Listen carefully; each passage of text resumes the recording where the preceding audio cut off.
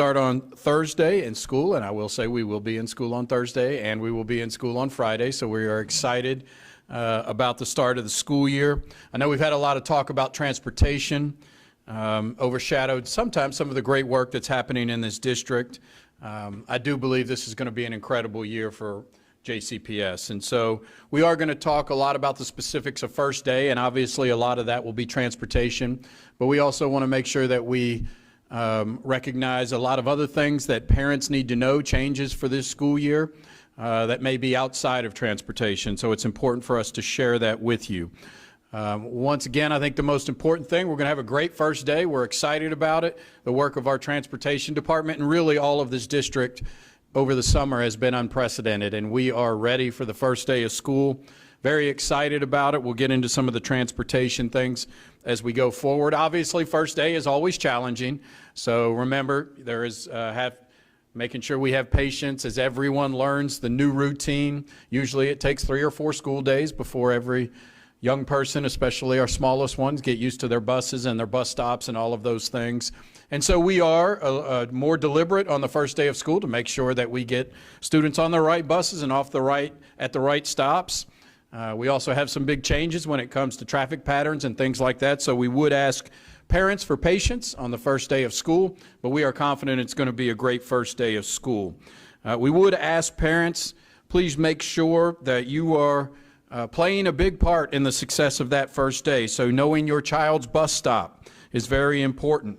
Talking to your child, especially once again our youngest students, about their bus stop and those things, that the bus that they will be taking. We will be what we call tagging all of our students, but that just means making sure that on their backpack they have a notification of the bus they are getting on and the stop they are getting off. Very good news, we no longer have elementary students going to our depots. So that is excellent and should make for much greater efficiency as we are trying to our youngest ones will not be having to ride 2 different buses.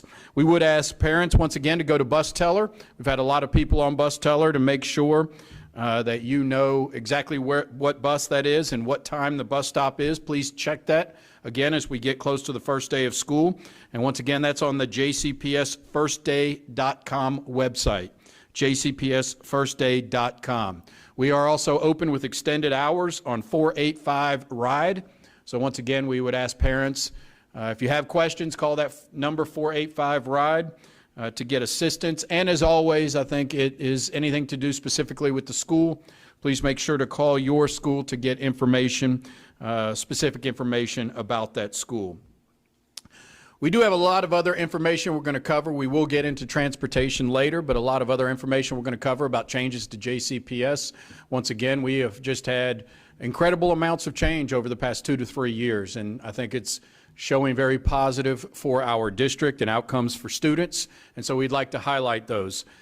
Before I do that, I did want to recognize Northeast Christian Church for their work, bringing together a coalition of churches, and this is their 10th anniversary of their Love the Ville and really their school blitz, which they do the Sunday before school starts. And I believe you were at how many schools total? 35 with mulch, 45 with break rooms, and 60-something with other churches. So they stepped up and gave 35 different schools all across this community. Mulch, 45 schools they worked at for beautification outside, and also they worked inside of the schools to make sure that the teachers had a lounge or a reception area where they can relax during their planning period and time off. And so that just means so much that so many thousands of people pitched in. This is exactly what we say, that the success of a district is about the community pitching in, and I just can't thank Northeast Christian enough. So thank you very much, Chris and Jay and all those who participated, the thousands of people out there who participated in that. Thank you very much. All right, a lot of other information we want to share with you today as well. So we will start off with our Chief Academic Officer, Dr. Tara Greenwell, who's going to talk about some of the changes that we have, especially around academics and instructions. Dr. Greenwell. Good morning. On behalf of the teachers and leaders and academics, I can say that we are so excited for a great year of learning. New this year, we have a consistent approach to math and literacy K-12 with a focus on high-quality instructional resources to support learning. In literacy, we are focused on foundational skills in elementary that will allow students to build fluency and comprehension in secondary across varying contents and text complexities. In math, we are creating math communities where every child and every adult sees themselves as a math person who uses math every single day. We have also shifted to focus on students doing the math and learning through productive struggle and engaging discourse. We are emphasizing knowledge building or going deeper, not wider, and ensuring that student assessments are varied and support multiple forms of learning. One shift that lends itself to that very idea is the new Journey to Success, a revision of our former Backpack of Success skills, which provides a mechanism for honoring each student's journey. As a parent or guardian, you can expect to hear about the continuation of success skills that represent what students should know and be able to do, artifacts that represent quality work and alignment to those skills, and milestone checkpoints that provide meaningful opportunities for students to demonstrate their growth with an authentic audience. In the coming months, you will learn more about student-led conferences, exhibitions of learning, and even mini defenses where your students will highlight their achievements. And finally, we are continuing the defenses of learning, which are the culminating activity in 5th, 8th, and 12th, where students showcase their development and who they are as a learner at pivotal points in their educational career. As you can see, there's a lot of fun this year in store and more alignment and momentum than ever. Thank you for your continued support. Thank you, Dr. Greenwell. Once again, I'll just say the lift of training thousands of teachers over this course of this summer. We thank all of our teachers for participating in that. Teachers are back for their first day of work today. So I know they're working on professional development and other things right now as we speak, but there's been a whole lot of training over the summer. Now we're going to bring up Dr. Eva Stone. It is a pleasure to have her at a press conference where we're not talking about a pandemic, but we are excited for Dr. Stone to talk about nurses and other vaccination requirements. Dr. Stone. Good morning, everybody. You know, to all parents out there, your child's health is so important for them to be successful in learning. And I'm really excited to say that the district, Dr. Polio and the administration, our board has supported continuation of having a nurse in every school. And I know that's so important for parents. Your child's attendance is really important. And each day of school that they miss puts them behind. It puts them at a disadvantage. So we will have nurses in all of our schools again this year. We are also adding additional nurse practitioners. So one of the things we've heard and seen loud and clear is that not every family in the district has regular access to health care. And so our nurse practitioners will be regularly in the schools making services available for students, sick visits, physical exams, vaccinations, all those things that are really important to promote health and wellness. So you'll have a nurse available at your child's school, you'll have a nurse practitioner available, and when you need support for getting services done, please be sure and reach out to your child's school. And remember, your kids need up-to-date vaccinations to be coming to school. It again supports school attendance. It helps keep them well, and it helps keep other children well also. So if you don't have access to have vaccines done through a primary care provider, please reach out to our health and wellness office, and we will be glad to support getting access to those services for your child.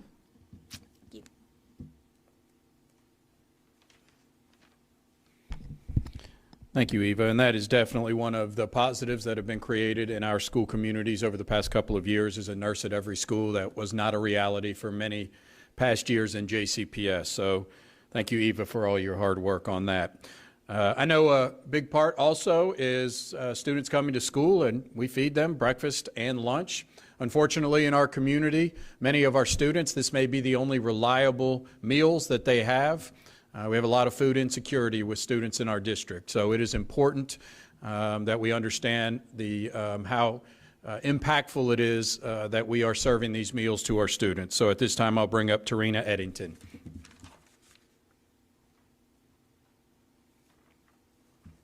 Good morning, everyone. This year, we will once again be participating in district-wide community eligibility. So we will be able to provide a free breakfast and free lunch to all of our students this school year. Some of our new menu items that we're excited about include the breakfast churro and our breakfast oatmeal rounds. And back by popular request, we will be bringing back the 5-inch round pizzas this year. So we encourage you to go onto our website and please view our entire menu at jcps.nutrislice.com for all the details. Parents whose children are not directly certified are encouraged to go online and complete the educational benefits form. That's at jcps.me/EBF. This will qualify our students for fee waivers and things of that nature as well. So we look forward to welcoming our students back in the serving line this school year. Thank you.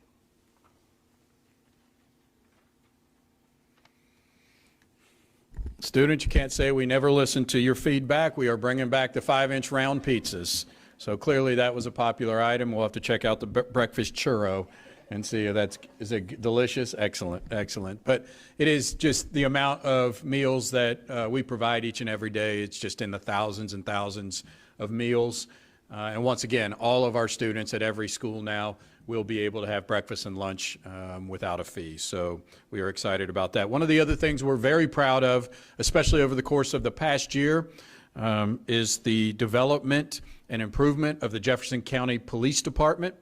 I've talked a lot about this process that had to take place. In 2019, SROs were removed from schools in regards to outside contracts with external police agencies, and at that time we worked hard to develop our own police department. And it's been several years in the making, but there is no doubt that it has grown exponentially this year. I believe one of the most effective school police departments in the nation, and a lot of that goes to our chief, who has joined us now about a year, closing in on a year, maybe not quite that much. But I'd like to bring up Todd Kessinger to talk about safety and our SSOs for this year. Todd. Good morning. We had a pretty busy summer. We've worked hard all summer long getting ready for the first day of school. We've gone through our hiring process. We've done a lot of training. We've done a lot of reorganizations throughout the department getting ready for this school year. To bring you up to date to where we are, when we started school last year, we had 2 officers. This year, we're going to start the first day of school with 40 officers and 9 district security monitors. We are in the hiring process right now to complete that. The process itself takes a couple weeks, so we expect by this time next month to be fully staffed at 55 officers. That will give us 1 officer assigned to every high school and middle school. And the way that the system works, once we get fully staffed, which we're pretty close now, those officers will be assigned a geographical area. They'll be divided up into 4 sectors. Each one of those sectors will have a certain amount of officers assigned to the high schools and the middle schools, as well as a cluster of elementary schools. So when the school day begins, they will be inside the school working with the weapons detection system alongside it. And then once that's over, they'll go into their patrol where they'll patrol a cluster of schools, which will be their main school, their high school, or their middle school, as well as several elementary schools assigned to that. The other important thing is we were able to get our command staff in place this summer. What that does, it gives us the first line supervisors and the other command structure so we can develop the policy and maintain our goal of keeping our response and our the way we resolve incidents consistent throughout the entire district, and also to maintain our relationship and our partnerships with the other agencies in here in the city of Louisville, with LMPD, Shively, J-Town, St. Matthews, and other agencies, Sheriff's Department, that we all work in collaboration to provide the best response that we can, which everybody's goal is the same, to make it make all the schools safe and secure. And we have things in place that the communication and our response and our plans, I think, are good. So we're excited for the first day, and we're ready to get started. Thank you.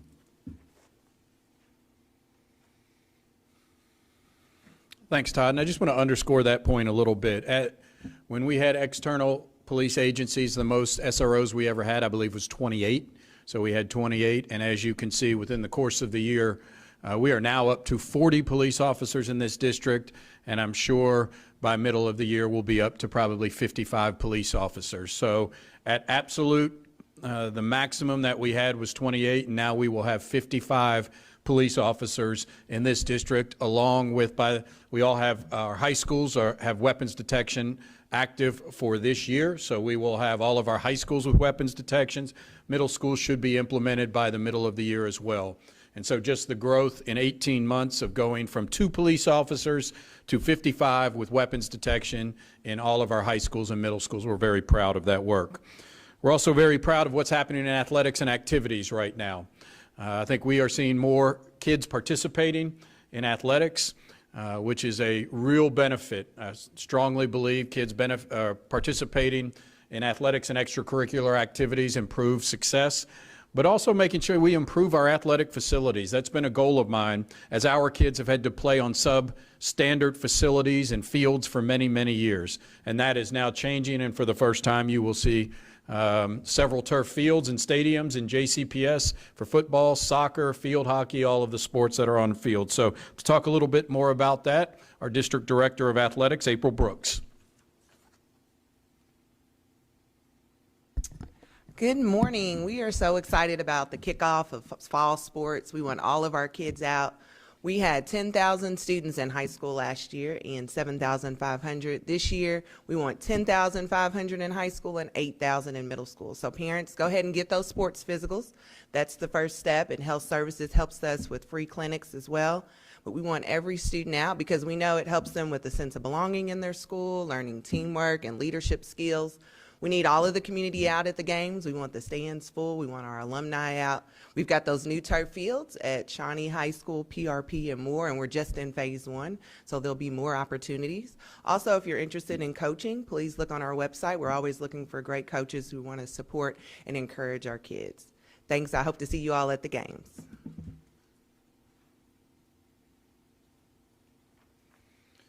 And I believe right at the start of this, we have Shawnee that is complete, so I'd encourage you to go take a look at the Academy at Shawnee's new stadium.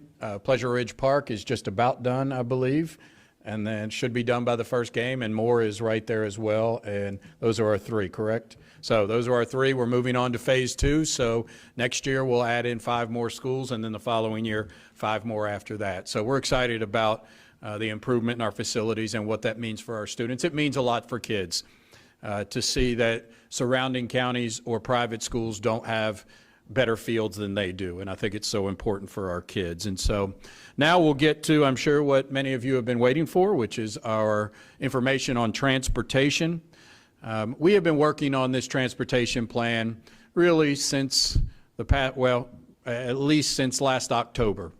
We know when we had our very difficult first day of school last year, we had to work intensely on efficiencies for last year, but once we, kind of balanced out, got those efficiencies down, it was all focused on how we were going to improve first day of school for this year. So this has not been just a summer project. This has been a 9-month project that we've been working on. We've had to make some major changes and some difficult decisions that we know have been difficult. No question about that.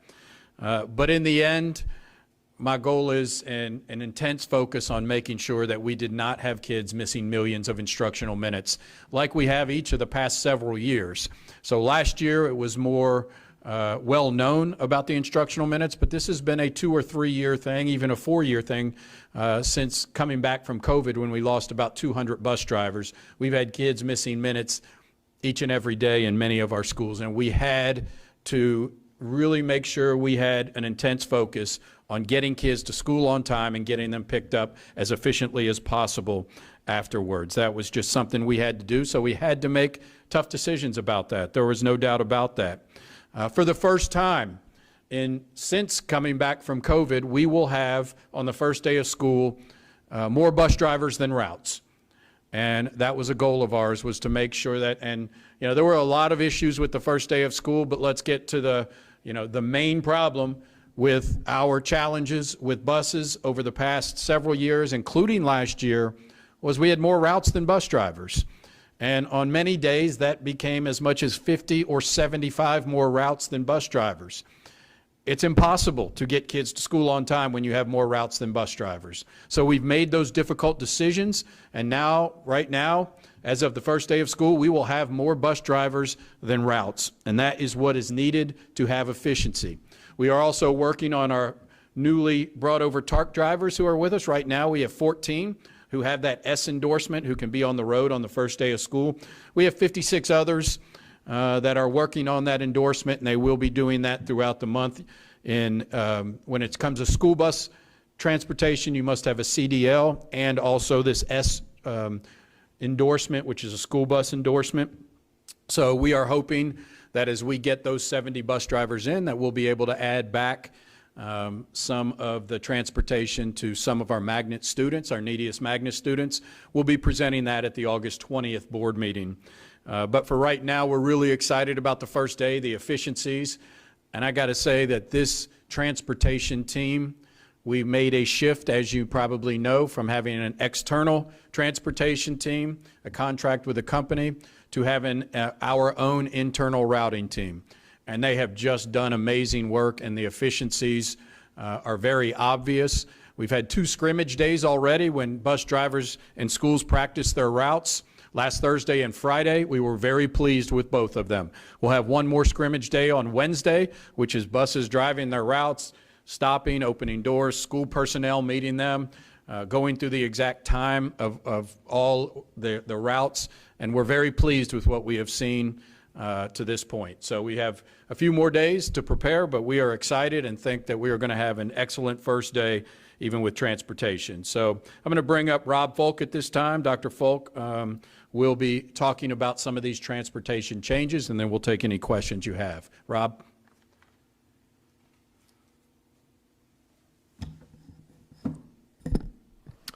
First thing that I'll say is for parents and caregivers, make sure that you're checking Bus Teller before the first day of school.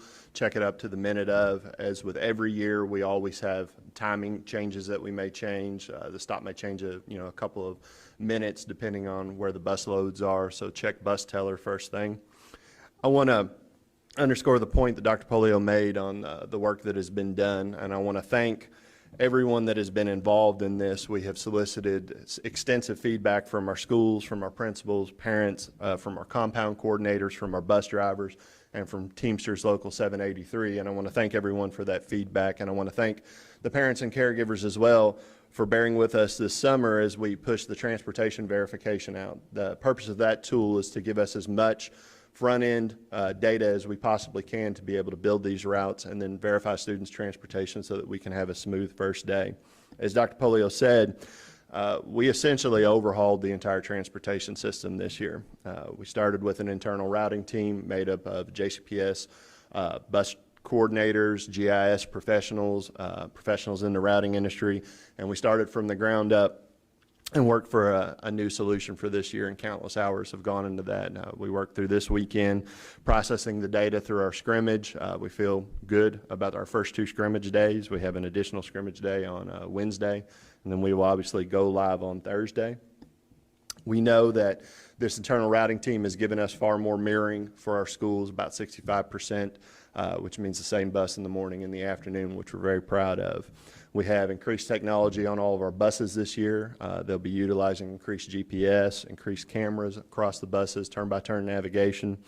And we also know that obviously there are some traffic pattern changes this year. We have done extensive work in paving, lane delineation, adding new lanes, new signage, working with schools individually for their traffic plans and the modifications there.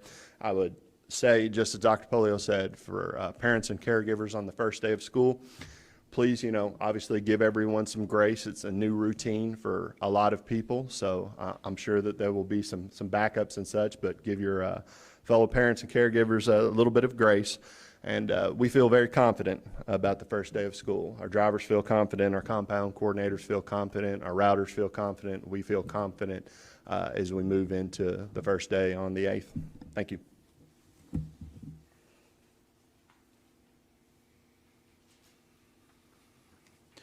So as you can see, Rob has his game face on right now, and I give a lot of credit to not only Rob, but the transportation team. And I just want to say this, they've been working 7 days a week for the last couple of months at least. And so just an immense amount of time going into this to rehaul our transportation system.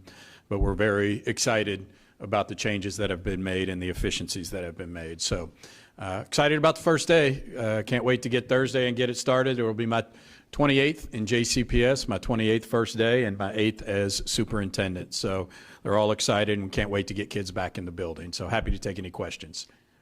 You said is this on August 20th is when you plan to bring a plan to the board about restoring some routes. Can you talk about what that plan is shaping up to look like right now, and also why it's not ready before the first day? Because I know you had a goal to maybe get that before the first day to let parents know. Yeah, we wanted to, but right now, once again, we have 70 TARC drivers, and we only have 14 that have that S endorsement, and so 56 do not. So I can't bring a plan to any additional routing that we would do would be dependent upon having 70 bus drivers. 14 would not do anything for us as far as adding back routes. If we have 70, we can add back some routes. So, you know, they're in the process of getting that testing, and it'll be done by the end of the month. But we also couldn't bring a plan to our board not knowing how many bus drivers were going to pass that. So we'll do that on August 20th. Dr. Polio, so now you guys are in court on Friday with the lawsuit. It could be 2 weeks before there's a ruling. Are there any contingency plans in place if an injunction is put on the busing plan? What would happen? Yeah, we're working, I mean, obviously on that right now. I mean, that's something we've got to do. I will say, I mean, there is no doubt. I mean, it would be a huge lift.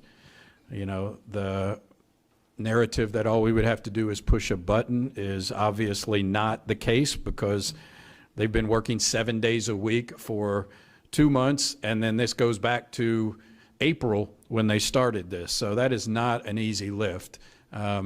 So yes, we're working on some plans on that. I mean, a lot of this would be the legal part that comes out of this, so I can't say what that is. That's not my expertise, but you know, I'm not going to get into specifics of what we're doing, but I am very confident that we'll be successful in that ruling. There's new truancy legislation. Could you explain for parents what they need to know going into this school year? Let's see, I don't know. I'm not, is there new truancy legislation?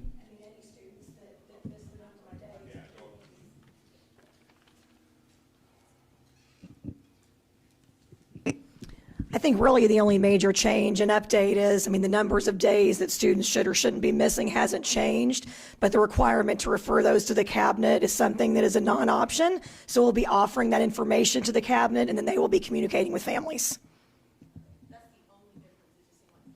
Essentially, yes. I mean, there's no other changes, but that's a pretty big change, because before that we were really working with families and really trying to make sure that referring families for truancy was the very last thing that we did, just because we know that the most success we have is offering support to families and removing barriers to students missing school. And usually there's a reason, and we try to unpack that with the family.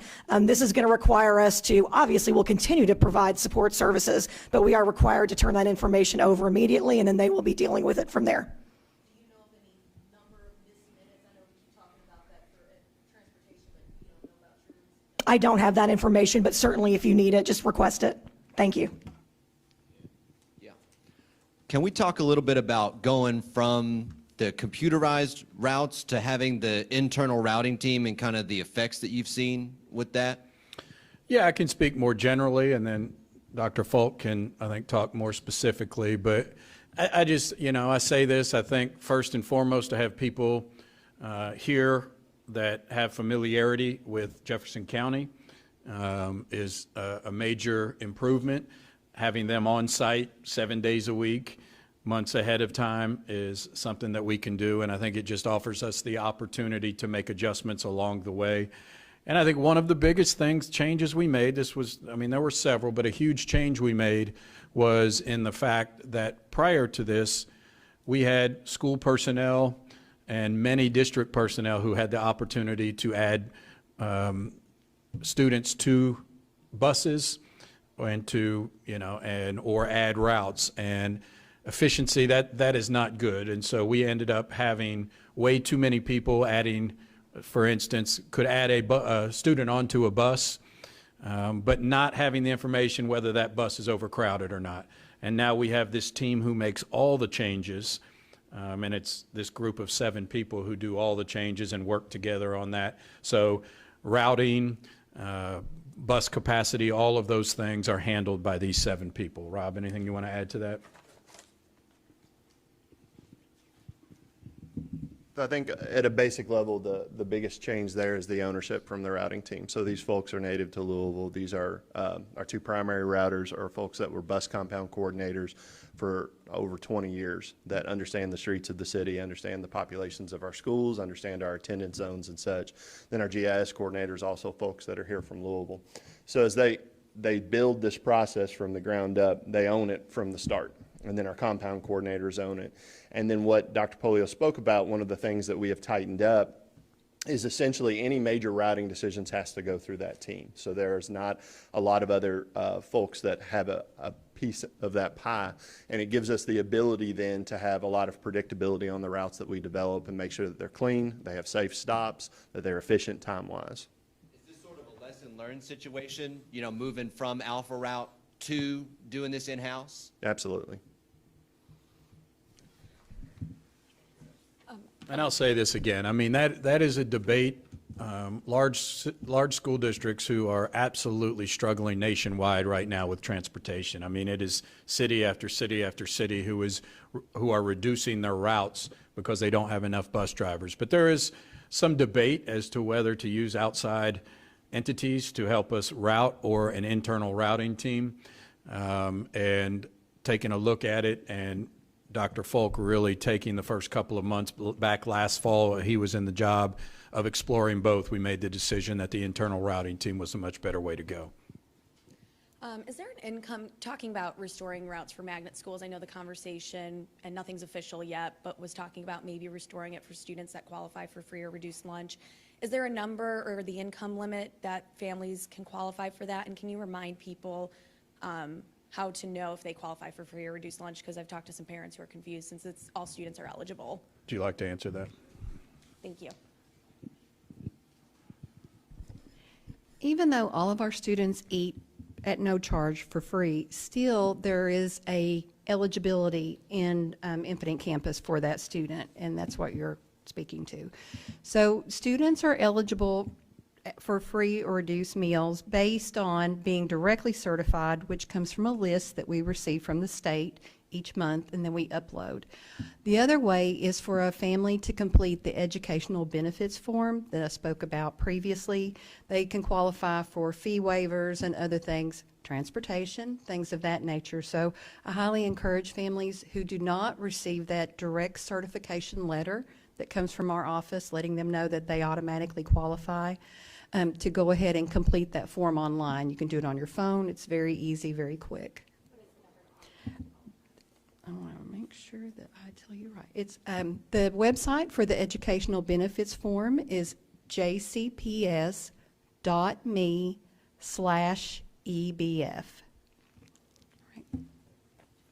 And I don't think it's just a simple, I think there's a lot of factors that go into it, not just a income level. I think that's a big part of it, but I think there's other factors involved. So Dr. Polio, last year, the district rolled out new procedures for dealing with behavior referrals on its buses. So this year, will there also be a climate and culture staff member assigned to each bus compound again? And how do you hope to continue work with bus drivers? Dr. DeFerrari will answer that. Thank you. Yes, we're excited about this year. We've already met and trained the bus compound coordinators. We are going to be assigning culture and climate staff to each compound location. They, again, will not be there all day, but they will be there part of the day as designated. They will be receiving those referrals from bus drivers, also helping communicate back to bus drivers results from the administration at the school. One thing we've added because of their feedback and interest is a report that compound coordinator can run to be able to give quicker information to drivers, especially if there's a student that should not be riding the bus because of a bus suspension or something of that nature, making sure that information gets to them quickly and efficiently. That was one of our biggest pieces of feedback, and we have taken care of that and again trained those compound coordinators. So we're excited about a successful year. Absolutely, and I think a lot of it too is just helping drivers understand the handbook, help drivers understand about certain behaviors, why administrators might make certain choices on consequences. I think removing some of those barriers also helped, and there's no question they just like to have more information. We also made sure that schools were responding quickly. Thank you. Last year, we went from 9 start times to 3. What were the challenges to get prepared for the first day of school, making such a drastic change in that way? I mean, it's the balance of, efficiency. So there were several areas where we had to balance out efficiency and go away from maybe the absolute most efficient thing we could do, which a lot of last year was based on the absolute most efficient thing we could do. So the longer bus routes that drivers had to have, the geographic regions being out of those regions, the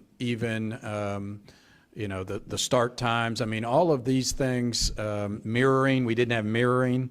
So all of those improved efficiency, but decreased the experience for either bus drivers, students, or schools.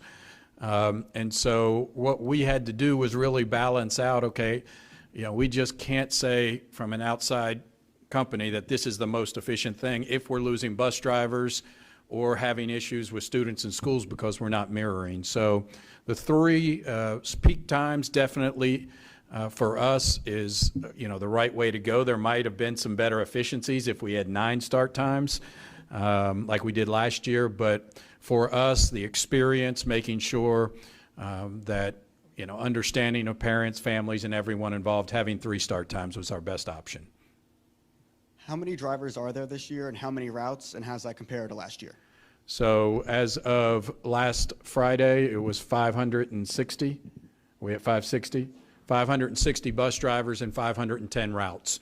And so our first peak, that 7:30 start time, we have 510 routes. And so as you know, we average about 90% attendance on our bus drivers every day, meaning 50 are going to be absent. So we are right now, the amount of bus drivers and routes, which is better than we've been in a long, long time. I've covered a lot of the different activities and events that you guys have been hosting like last year. Do you have any new things for students, activities, XYZ that people can look forward to this year? I don't think anything specific that is new, just continuing on with, our athletics activities. Anything you want to address that's new? This year, we're offering boys volleyball. It's KHSAA sanctioned this year, as well as a girls flag football league in the spring. And we also are going to have more of a K through 12 perspective. You'll see a lot more elementary clinics and more offerings to our elementary students. I do want to say, while we're talking about athletics, on Tuesday night, we will have a former JCPS student who will be running for the gold in the 1,500 meter. And I was watching the Olympics yesterday when it was the semifinals and said it was from Louisville, Kentucky. And I said, that guy's got to be a JCPS student. So we looked at him. He graduated from DuPont Manual, Yared Naguse, and looking forward to seeing that. Great story, by the way, as I dug into it. He was on the bowling team at DuPont Manual, and the track coach convinced him to run track and found out that he's very, very good at it, obviously, because he won the semifinal meet yesterday, and he will be going for the gold. So hopefully a great way to start off the year to see a JCPS grad winning the gold in Paris. Can you talk about how big of a lift it's going to be to not have elementary school students doing depot runs this year? Well, that is an enormous positive change for us. I mean, there is, you can imagine just getting kindergarten kids on the right bus at their school takes all of the personnel. But when we talk about depots, that means they're coming to a place like the parking lot behind Van Hoos, and they all get off the bus and switch to another bus. So when you're talking about high school kids and middle school kids, that can be daunting as it is. You know, it's 4 buses in a day, so you're taking a young child and saying you're having 4 different buses in a day, going down to now all of our elementaries will be direct runs. So it's huge, I think, for efficiency, but also for safety and for kids knowing the buses they're on is huge. Is there still more progress to make on expanding the standard curriculum? Reading and math and everything? Well, I'll say this, and then I'll let Dr. Greenwell say, you know, right now where we have an aligned curriculum K through 12 in reading, which was that was a state law, and just an enormous lift to get K-12 and get it aligned. Right now we'll be K through 12 in math this year, starting with Algebra 1 in high school, and so that, once again, part of law and an enormous lift for us. So we do have some further development to go around science.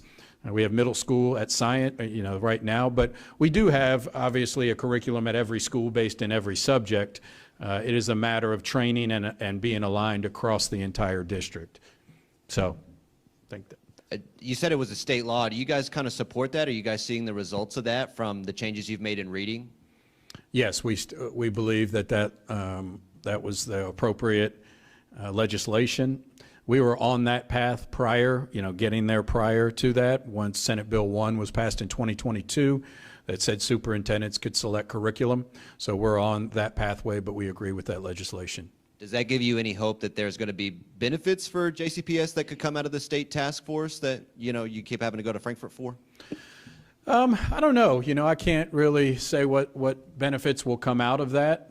Once again, I believe this. I believe that any time we've had an audit, any time that we have, had anyone examine or look at us, if it is for what I think is best to support students and student outcomes, then we will take that information and obviously make changes necessary for it. But so far, we feel like that's been the case, but, it's hard for me to predict what will happen. What is that goal clear time for drop-off on Thursday, and are you confident that JCPS can execute that? Yeah, so right now on our 2 practice days, our last drop-off as we ran the routes was around 6:20 p.m. And last year, our last drop-off was on almost all days, was even once we got past first day and got efficiencies down, was around 7 o'clock. So it's much better. And, and I want to say, obviously, the first day will be much later than any other day because we have to be so deliberate about getting kids on the right bus, especially our youngest students, and getting them home. So, first day, like I said before, first day, even before when we're finishing school 35 minutes later than we did a few years back. Even then, it was around 6:30, 6:45 on the first day of school. And I just want to say it's because of how deliberate we have to be in making sure our kids get on the right buses. That last start time and finish time is almost all elementary, I believe. And so we, really have to take our time and make sure that we get that right. Even then at 6:30, 35 minutes after that, we're expecting to be 7:15, 7:30 on the first day of school. Just because of the deliberate nature of what we have to do. However, we believe that with our current plan and the efficiencies that we'll be 45 minutes to an hour ahead of some of the days from last year. One more. Last one. Anybody? I'll take one more. Last time I saw you in Frankfurt, you said you are more optimistic than ever about the future of JCPS. Why should someone else feel that way going into the first day of school this year? Why should someone else feel that way? Well, it's just after last year, until you see it, it's going to be hard for a lot of people to have confidence based on transportation. I know there's, last year with the major challenges we had on first day, there's a lot of questions going into that. But we made the tough changes. If we had come back and done the same exact thing that we did last year without any changes, I would be standing up here saying we're going to have a lot of kids late to school and we're going to have a whole lot of kids getting home from school very late. That doesn't mean there won't be outlier issues. I want to be clear on that. So, There will be times where kid gets off on the wrong stop, gets on the wrong bus, these type of things that we have to figure out then how to get them home. They fall asleep on the bus, they miss their stop. These are things we're going to have to figure out. Our technology is better than it's ever been. Our efficiency is better than it's ever been. But if we kept the same, I wouldn't be standing up here saying this to you. But the changes we made were difficult changes, but they were necessary in order to get us to where we need to be right now. And so I'm extremely confident that we're going to have a very successful first day. And then I just believe all these other changes that you hear are just putting us that where inside of our schools what's happening is better than it's ever been, and just very proud of that work. Thanks all.